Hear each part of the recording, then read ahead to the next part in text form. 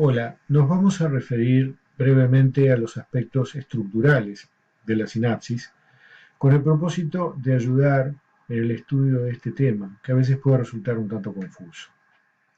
El término sinapsis, o más bien el concepto de sinapsis, se remonta a los estudios de Santiago Ramón y Cajal de fines del siglo XIX, que permitieron demostrar que las neuronas son elementos celulares que no son continuos uno con otro, sino que eh, son elementos celulares definidos y únicos. Por lo tanto, una neurona debe pasar información a la otra a través de lo que Cajal denominaba articulaciones y Sherrington, el neurofisiólogo, denominó sinapsis. Nosotros vamos a utilizar como definición de sinapsis una que es atribuida a Clemente Estable, el biólogo uruguayo, que aparece aquí en la fotografía, que define la sinapsis como un contacto especializado entre dos células, una de las cuales es por lo menos una neurona. Eso es muy importante porque nos permite recordar que si nosotros clasificamos a las neuronas de acuerdo a sus elementos celulares que la componen, tenemos sinapsis interneuronales, los cuales una neurona pasa información a la otra. También tenemos sinapsis de tipo neuromuscular, en que una neurona está pasando información a una célula muscular esquelética. Neuroglandulares, cuando la neurona pasa información a una glándula, por ejemplo, para activar la secreción. También hay sinapsis neurosensoriales, cuando en este caso el elemento presináptico es un receptor que es activado, en este caso, por ejemplo, este mecanorreceptor, cuando sea activado va a pasar información sobre su activación al elemento neuronal, que va a actuar como posináptico en este caso. Desde el punto de vista del tipo de transmisión que usan para pasar información de una célula a la otra, esta clasificación es muy utilizada. Las sinapsis se dividen en eléctricas y químicas. Las sinapsis eléctricas consisten en lo siguiente. El impulso eléctrico llega al terminal axónico y una vez allí, la corriente, los iones directamente pasan a la célula siguiente, a la célula postsináptica, por continuidad directa del citoplasma del elemento presináptico con el postsináptico a través de una unión de tipo gap. Eso es lo que se conoce como sinapsis eléctrica. En el caso de las sinapsis químicas, la cosa es más compleja porque cuando el impulso eléctrico llega al terminal axónico, lo que ocurre es que se produce un aumento del calcio citosólico a este nivel que cataliza la fusión de vesículas que contienen sustancias que actúan como neurotransmisores, las cuales se fusionan con la membrana presináptica y liberan su contenido al espacio extracelular. A este nivel el espacio extracelular es muy pequeño, se conoce como hendidura sináptica, las moléculas atraviesan ese pequeño espacio y contactan con receptores específicos ubicados en la membrana postsináptica, como se ve en este dibujo a una mayor escala. Las vesículas sufren exocitosis, los neurotransmisores son liberados a la hendidura sináptica y contactan a los receptores en la membrana postsináptica. Eso es lo que ocurre con la sinapsis química. Las diferencias en el tiempo que hay de pasaje de información de un elemento al otro, la capacidad de regulación de uno y otro, etcétera, está muy bien tratado en los textos y no van a tener problemas en comprenderlo. Existen también algún tipo de sinapsis, no muy frecuentes, en las cuales se pueden reconocer en un mismo contacto sináptico algunos elementos de sinapsis químicas y también sinapsis eléctricas, conocen como sinapsis mixtas. Las sinapsis químicas de tipo interneuronales se pueden clasificar además de acuerdo al tipo de elemento o el tipo de región anatómica que entra en contacto en cada una de las neuronas. Por ejemplo, axoespinosas, axodendríticas, axosomáticas, axoaxónicas Y no, yo no voy a entrar en este detalle que tiene muy bien descrito en la bibliografía que hemos puesto a su disposición. Por ejemplo, esta es una neurona llamada estrellada profunda en la corteza del cerebelo, que tiene un axón con este trayecto que da colaterales descendentes. Los colaterales descendentes terminan haciendo sinapsis en el sitio de origen del axón de otro tipo celular, que es la célula de Purkinje, que es esta que está aquí. Aquí se ve una célula de Purkinje, este trazo oscuro negro es un axón y una colateral descendente de una célula estrellada profunda que terminan haciendo sinapsis en la emergencia del axón de la célula de Purkinje. Es un ejemplo de sinapsis axoaxónica. La microscopía óptica permitió incluso definir dos tipos de terminaciones presinápticas, los llamados botones terminales y los botones en pasante o de pasaje. Los botones terminales, como indica su nombre, son expansiones que existen en la terminación del axón, apoyadas sobre el elemento posináptico, como se ven aquí, por ejemplo, en esta preparación. Los botones de pasaje o en passant son expansiones llenas de vesículas presinápticas que actúan como esas expansiones como elementos presinápticos respecto a distintas dendritas, por ejemplo, como se muestra en esta microfotografía, pero ahí no termina el axón, sino que este puede a lo largo de su trayecto tener una gran cantidad de elementos presinápticos y actuar como estructura presináptica respecto a una gran cantidad de elementos posinápticos.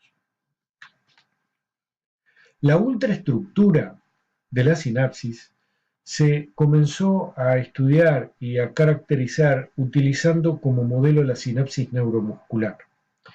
Aquí se ven en una microfotografía electrónica de scanning algunas células musculares esqueléticas, que son estos elementos cilíndricos, y se ve un axón llegando a las fibras musculares. Allí el axón se ramifica y en la porción terminal de estas ramificaciones se ve que hay una última ramificación de eso que llamamos teledendria axónica que se apoya sobre la célula muscular. Si nosotros quitamos el elemento neural y solamente observamos a la célula muscular, vamos a encontrar esto, es decir, que la célula muscular tiene profundas invaginaciones en la membrana que corresponde a la sinapsis. En una micrografía electrónica de transmisión, en una sección, vemos el axón, elemento presináptico, cargado de vesículas que contiene el neurotransmisor, llamadas vesículas sinápticas, que se agregan a la membrana presináptica en torno a sitios donde hay densidades de membrana denominadas densidades presinápticas. Esto es lo que configura un sitio activo o lugar donde se produce la liberación del transmisor. Luego hay una hendidura sináptica, que es el estrecho espacio que separa las membranas pre y posinápticas, y el elemento posináptico, en este caso constituido por la célula muscular, que se ve un sarcómero, presenta, como veíamos en la imagen anterior, una serie de profundas invaginaciones y densidades de membrana denominadas densidades posinápticas. Si comparamos esto con la ultraestructura de una sinapsis química interneuronal, vamos a encontrar grandes similitudes. Vamos a encontrar la membrana postsináptica con una densidad, la hendidura, la membrana presináptica, las vesículas sinápticas en el elemento presináptico que llenan prácticamente todo este terminal axónico, como se muestra aquí. Desde un punto de vista ultraestructural, este tipo de sinapsis química interneuronal se puede dividir en dos tipos, y esto es bastante utilizado y frecuente de ver en la bibliografía. Las sinapsis llamadas de tipo 1 y de tipo 2. Las sinapsis de tipo 1 se caracterizan por tener una densidad postsináptica mucho más gruesa e importante que la presináptica y vesículas sinápticas redondeadas. Las sinapsis de tipo 2 tienen en cambio densidades preposinápticas comparables en densidad y las vesículas sinápticas en el elemento presináptico no son esféricas, sino que tienen perfiles aplanados, elípticos, elongados. También se conocen como asimétricas las tipo 1, respecto a la palabra viene por la asimetría en cuanto a las densidades pre y postsinápticas. Y estas se llaman simétricas porque la densidad pre y postsináptica son más comparables. Existen distintos tipos de vesículas sinápticas cuando uno hace un estudio ultraestructural de muchos tipos sinápticos. Esto tiene cierta utilidad porque más allá de la importancia estructural, se hace o se puede establecer cierta correlación funcional. Digamos que estas vesículas pequeñas, claras y esféricas suelen contener neurotransmisores clásicos como acetilcolina, algunos aminoácidos como el ácido glutámico.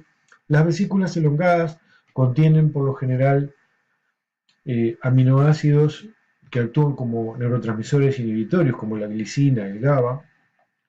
Y luego hay vesículas que no tienen centro claro, sino que tienen un core denso, más pequeñas o más grandes. Las más grandes y a menudo de forma irregular suelen contener péptidos,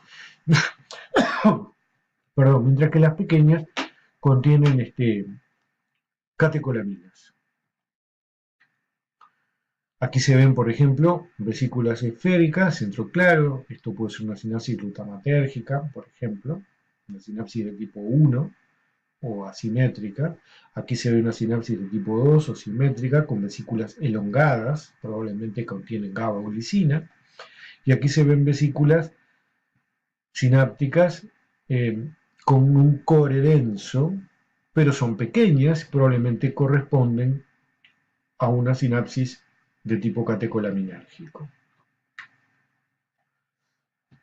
Finalmente, la ultraestructura también ha aportado datos respecto a los mecanismos de liberación de los transmisores. Esta serie de microfotografías muestra lo siguiente. En tiempo cero, es decir, en reposo, encontramos elemento presináptico, este es un axón, esto es una célula muscular. Esta es la hendidura sináptica. Las vesículas sinápticas cargadas con el neurotransmisor se encuentran en el terminal presináptico, enteras.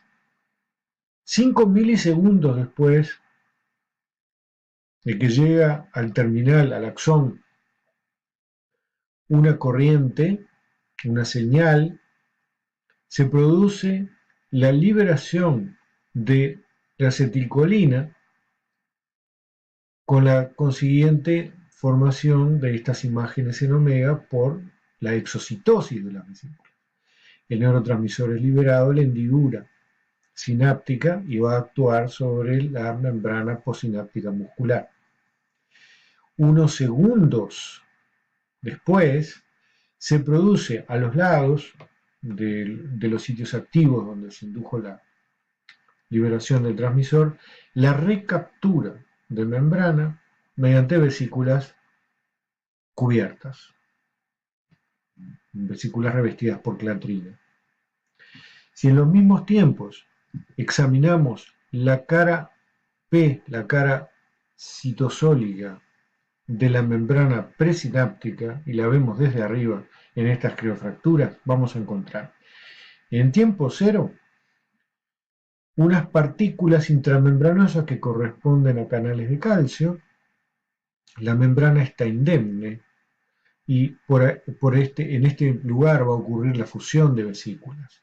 5 milisegundos después de llegado el estímulo al axón, al terminal axónico, se ve la aparición de poros en este sitio activo que corresponde a los lugares de fusión de vesículas donde el transmisor va a salir hacia la hendidura sináptica. Y unos segundos después, a los lados del sitio activo se produce la aparición del brotamiento hacia adentro de vesículas revestidas por clatrina. Este es un experimento clásico hecho por Heuser y Ries hace un tiempo, ya unas décadas, y ha aportado bastante información respecto a los mecanismos de liberación. Espero que les haya resultado de utilidad.